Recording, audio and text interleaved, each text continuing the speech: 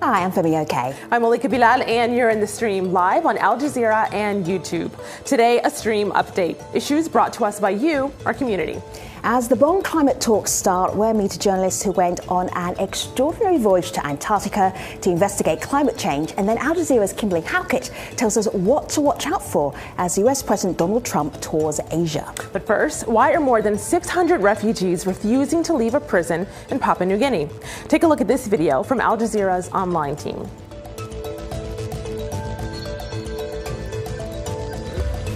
Refugees, asylum seeker here and left him and gone to Australia. Who are responsible here? Australia brought us here.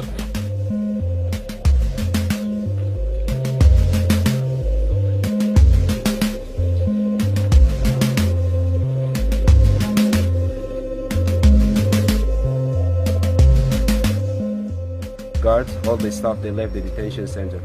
So the gate was open and none of them was here to provide a safety for us.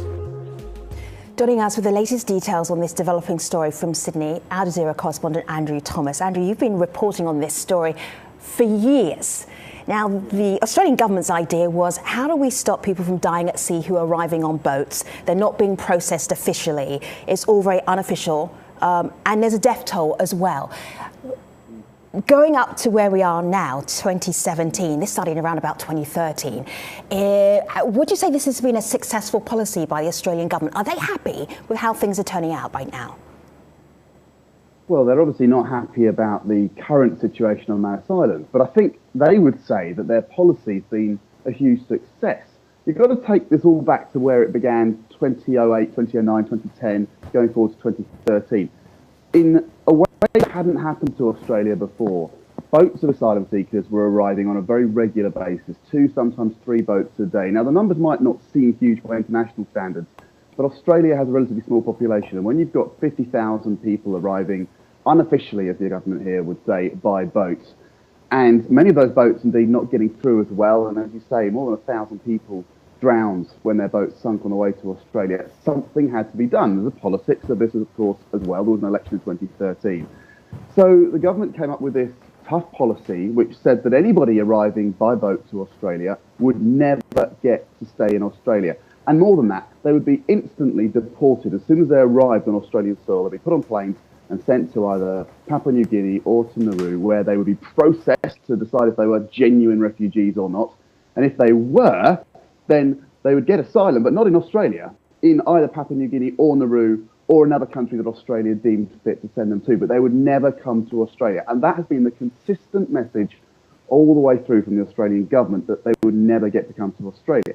And in the sense that that worked as a deterrent, it's been spectacularly successful. Boats are not coming to Australia. The government said yesterday there hasn't been a successful boat landing in Australia, as they call them, for more than 1,000 days. So the policy has worked, but the legacy is these men on Manus Island and these families on Nauru. That is perhaps what has been a whole lot less successful, certainly from a PR perspective, which of course is what we're talking about in a sense, and real life. And Andrew, one of the top news lines right now is that there are men who are refusing to leave this camp. They're being forced to be relocated out of this camp, and they're refusing to leave. This is one of the people who are on Manus Island, one of the refugees. His name is Izzatullah Kakar, and this is what he wrote not too long ago. I left my family and friends and was seeking safety, but I couldn't find safety. It's better if my boat was sunk and I was dead. Hashtag Manus. Now, he got a lot of replies from people saying that, you know, we don't want you dead. We're glad that you are in a more safe place than on a boat that could be sinking. But of course, his conditions, according to what he's saying, are pretty dire. Why is it that people are refusing to leave that camp? Well, there are lots of complicated reasons. Again, I'll just quickly give you a little history lesson on Manus Island. I've been there. I know the place. I know what it's like. We call it a camp, but really it was a prison in the traditional sense. It had barbed wire, high fences, guards, the lot. And there were about 1,000 men in there. And during their time in this prison, they were assessed to be refugees or not. Well, the Papua New Guinean courts decided more than a year ago now that it wasn't legal under Papua New Guinean law to imprison people in this way. So they ordered this prison closed. And Australia said, because Australia ran it, all right, we'll comply with that. But they had a kind of a long lead-in time, and they've always been saying that the 31st of was the day when they were going to close that prison. And that's what they've stuck to. Now, they say, and you're seeing it right now, this alternative accommodation elsewhere on Manus Island is where people can move to. But there are 3 reasons people won't go there. First of all, they say, and again, you're seeing some of it now, that accommodation isn't ready. You can see it's only half built. Well, some is ready and some isn't ready. I think the truth is there is enough of it ready for at least the majority of those people to move out of the prison. But there are other reasons they don't want to go. Second reason they don't want to go is they don't feel welcome by the local community. There's a lot of hostility towards the refugees of Manus Island. It's a place with a fairly tight community that hasn't really welcomed outsiders. Papua New Guinea is a tribal society, a very difficult one to integrate into. And also, let's be honest, the refugees haven't made themselves very welcome. They have been loudly complaining about what an awful place Papua New Guinea is for a long time. And as a result of that, they have not exactly endeared themselves to the locals. But let's again be honest, the locals have been incredibly hostile to them. There was a time in 2014 when locals broke into the prison. They beat up many refugees. One guy was bashed to death with a rock. I mean, it doesn't get more brutal than that. And the refugees have been on fairly regular day release over the last year and a half or so. And there have been many, many, many incidents where those refugees, while out in the community, have been beaten up, have been robbed. They tend to have mobile phones to talk to their families back wherever they've come. They've had those stolen. Many have been stabbed. The conditions are dangerous. But I do think we need to also talk about the third reason, and that is the principle of the thing.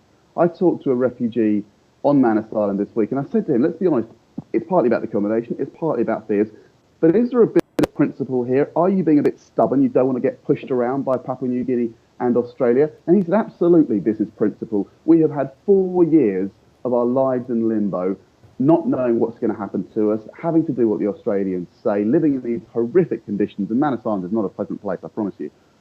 We don't want to be pushed around again. This is our chance to take a stand. This is our chance to get our message onto the international political agenda and the international media agenda. If we just passively go to this alternative accommodation quietly, no one will ever remember we're here, and we could be stuck here for 14 years, for 40 years. These 4 years will seem like just the beginning. So you've got to, in a sense, got to respect that principle argument, but I don't think we should ignore it. You know, it is part of it. So we got a comment here from Carl. He says that these men have been offered homes and asylum from the New Zealand government. They've offered to take 150. That's a huge number of lives that could be saved, Carl says. Australian government has concerns that they will be able to come to Australia via New Zealand, and so they are refusing that. What can you tell us about that? Well, I was at a press conference on Sunday here. Jacinda Ardern, the New Zealand Prime Minister, was in Sydney for a meeting with her Australian counterpart, Malcolm Turnbull. Now, Jacinda Ardern is from a left-of-centre party in New Zealand, and they traditionally have been more challenging to Australia over this policy and more willing to sort of point out its flaws. And New Zealand has long had this offer to Australia to take some of the refugees. Australia has declined it. Now, they've declined it because New Zealanders ultimately have rights to live in Australia. And if these asylum seekers, refugees, were allowed to resettle in New Zealand, says right. Australia's government, then ultimately they might come to Australia. And that would defeat this Never Australia policy. Right. But they've also, Australia, got this deal now with the United States to take some of the refugees. Again, you might think, well, that's a developed country. Why would that be any more of a deterrent than anything else? But again, it sticks by the principle the Australian government has of not Australia, in a sense, anywhere but Australia. They want to work through that deal with the US first, but that is moving painfully slowly. I mean, Donald Trump hates it. So far, 50 refugees have been resettled under it in more than a year, and we're talking tiny numbers. We will have to end this segment of the show right here, Andrew. Thank you so much for being part of this conversation. Thank you for joining us. Keep us posted as things develop. I know it's one that our community wants to keep following. From Manus, we're going even further south to the end of the world. Here's a peek at the award-winning interactive project done by Al Jazeera earlier this year. It's really getting wild here. This is just the beginning of what is forecast to be a much larger storm. And for the next 12 to 24 hours, we're going to have to travel through the heart of it here in the Southern Ocean. And it gives you a sense of just how difficult it is to do science down here. Not only do you have to get down here to do the science, and that's a tough job, but you also have to then try and collect samples, either at sea or land on islands, to collect samples for your science. It's a really tough environment to work in.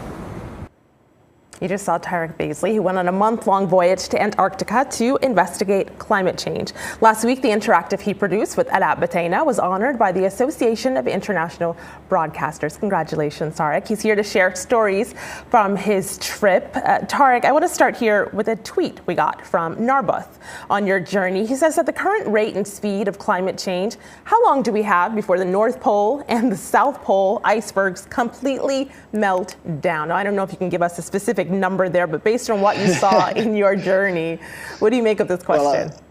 Well, I think it's a good question in the sense that many people are asking that question about melt.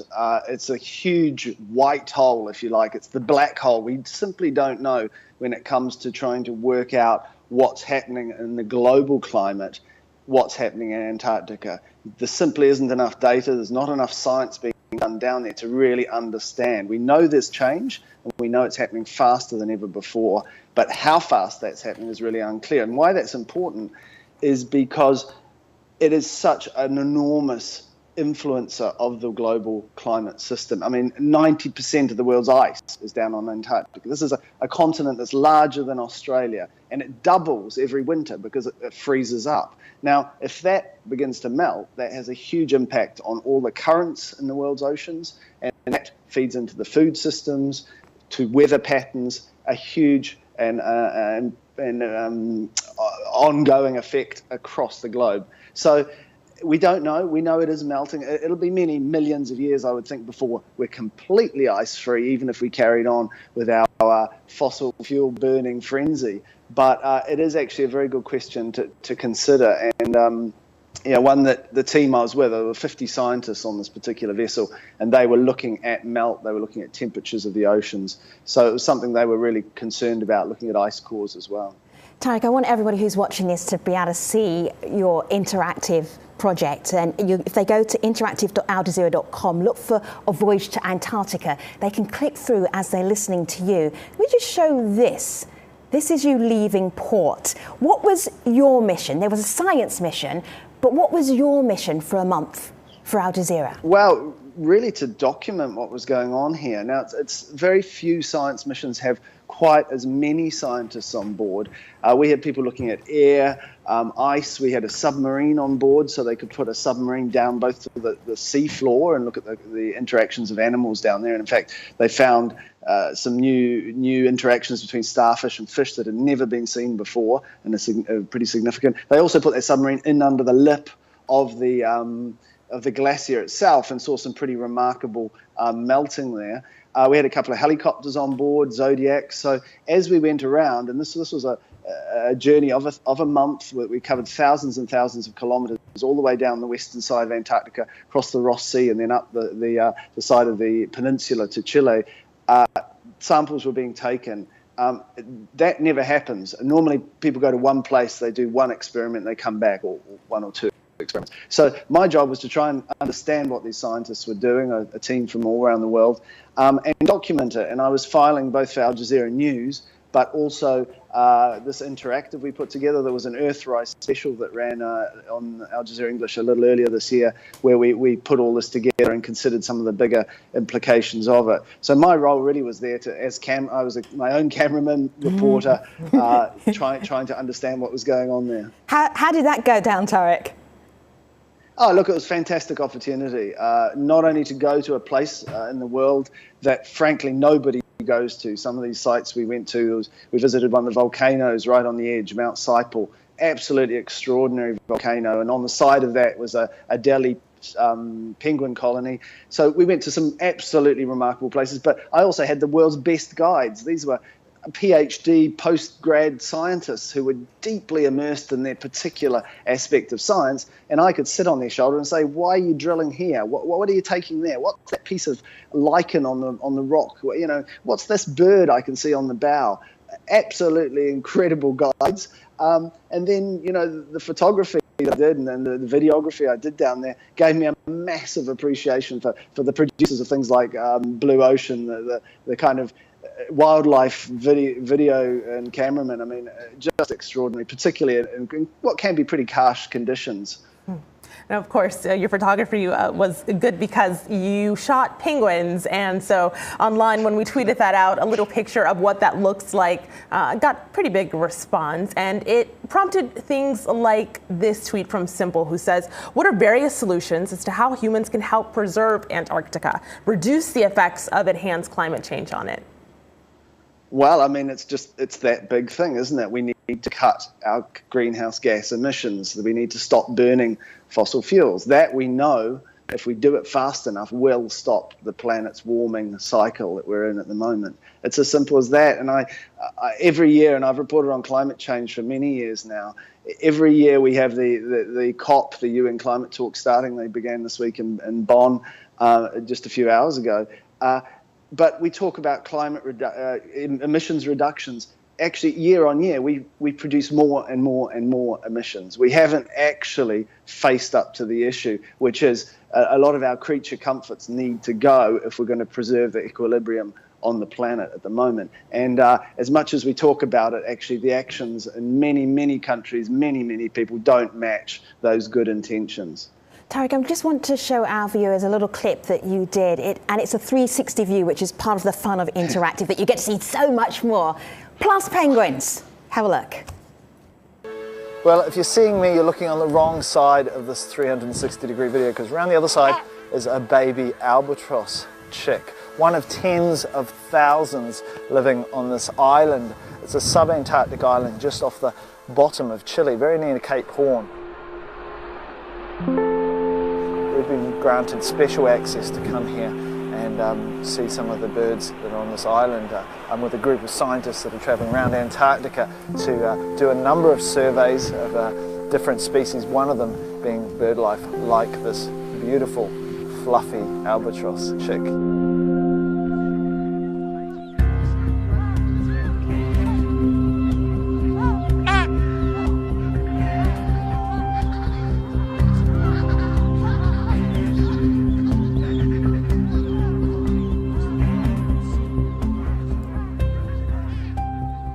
So Tariq, we don't just love this on the stream. It is now an award-winning project. When you heard about that, what was your thought? What were you thinking? I know it wasn't just you, but a little team. But what were you thinking? Why do you think it was recognised? I think in some ways it was the privileged access we got. I mean, really, I just saw that clip now, and I've been busy on other projects since then, but it brings back a wealth of memories and just thoughts I had about being able to go to such a unique place. And I accept that I had an amazing opportunity to go and do that. In some ways, down there, you almost point a camera in any direction. And the 360-degree stuff we did, I'd never done before, so it was like pretty experimental from my point of view. Sure. But you're just in such an extraordinary location that pretty much what you see outside your window and what you see in front of you all the time is remarkable. And that's why that journey was amazing. I mean, we had very, very long days. I hardly slept for a month because there was just too much going on outside the window. There was these incredible long sunsets that would last for 6 hours, and then it would get light again. The day would start. Every day we seemed to be in a different remarkable location, and the choppers were flying out that way, or Zodiac's the other side. I think perhaps in the interactive, what caught the judge's attention was really just this remarkable access, but also I tried to bring a lot of the scientific data and details that we know about what's going on into that, so it works as an experience for the viewer. All right, remarkable, extraordinary, two words you've been using a lot in this segment, but definitely deserve to do so. Tariq, thank you for sharing your stories from Antarctica. Take care. You're very welcome. Thank you. Now from Antarctica, we go to Asia, where US President Donald Trump is on the longest trip by an American president for more than 25 years. During his 2 days in Japan, there's no question that President Trump and Prime Minister Abe have grown close as friends. Trump calling the relationship extraordinary, Abe calling Trump a precious friend. And they have also strengthened the alliance between the two nations to a level not seen before. But it's not just because they like each other. After a summit meeting on Monday, they both underlined why they think that alliance is critical, standing together against North Korean aggression. The two agreed more pressure needs to be applied to North Korea, saying that should come from Russia and China. Prime Minister Abe announced tougher unilateral sanctions against North Korea. Assets of 35 people and groups will be frozen.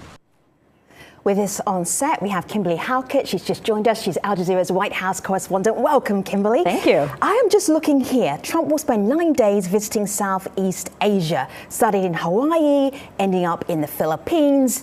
How's it going so far? So far, so good. It is a grueling schedule. I think one of the first 2 days I counted, the president was technically up working for 21 hours the first day, 19 the second day. I haven't kept count for the last little bit, but it's been a grueling schedule. And the president so far has been on his best behaviors. We like to say at the White House, he's kind of stuck to the script. The question is that we've only got one country sort of under the belt so far, and there's still 4 more to come. So the question is whether the president will be able to continue his momentum. There are a couple of things that he's checked off that people are really happy about in terms of Donald Trump's not known for being the best diplomat. So the fact that he, for instance, met with the families of abductees to North Korea, and that's certainly something that's very important for foreign leaders. We've had Barack Obama do it, George W. Bush do it, now Donald Trump do it. That was very important in terms of formality. We've also had some interesting moments in terms of some of the warmth of the relationship between the Japanese leader and Donald Trump. For example, they, at a golf course, some people are calling this golf diplomacy. They were signing hats, and the phrasing on the front of the hat was, I think, good intentioned. It was supposed to be kind of like a little clip for this. We'll show you the clip as you're talking. Okay, sure.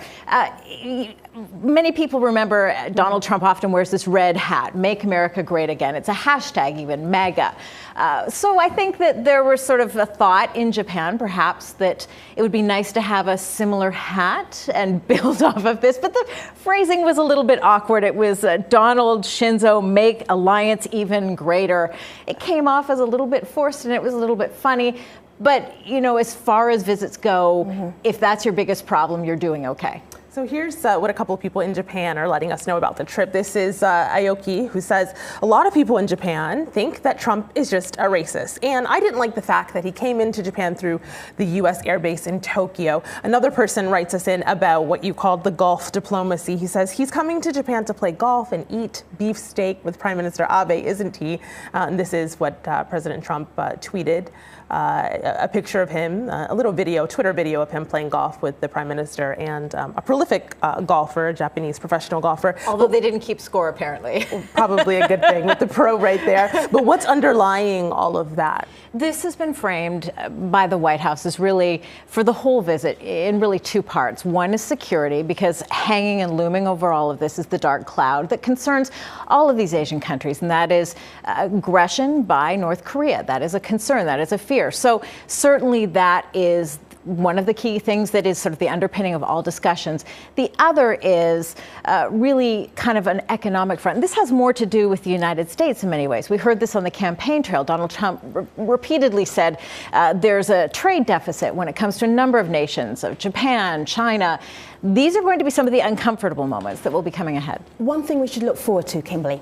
Something to look forward to. Definitely, this is going to be on Wednesday, the speech by the president at the National Assembly in Seoul. And certainly that is going to be watched carefully to see not only what the president says, because if we look at that United Nations speech where he called Kim Jong-un little rocket man, people are a little nervous. What is he going to say? Right. And how is it going to be received? Because we know that the audience that's going to be watching that isn't just these Asian countries surrounding, but also North Korean leader Kim Jong-un. All right. Thank you so much, Kimberly Halkett, for keeping us up to date with what President Trump is doing as he tours around Asia. Still some more days to come, so we will check back in with you on our Al Jazeera coverage. So before we go, I want to tell you about a very special show that we have coming up tomorrow. The Dalai Lama will be a guest on the stream, and we'll also be joined by youth leaders from conflict zones for a discussion on peace building. So if you are interested in that conversation, how could you not be? A good place to put your questions and your queries and your comments straight to Malika Bilal, #AJStream, and we'll hopefully be able to pull them into our discussion on Tuesday. Until then, we'll see you online. Take care, everybody.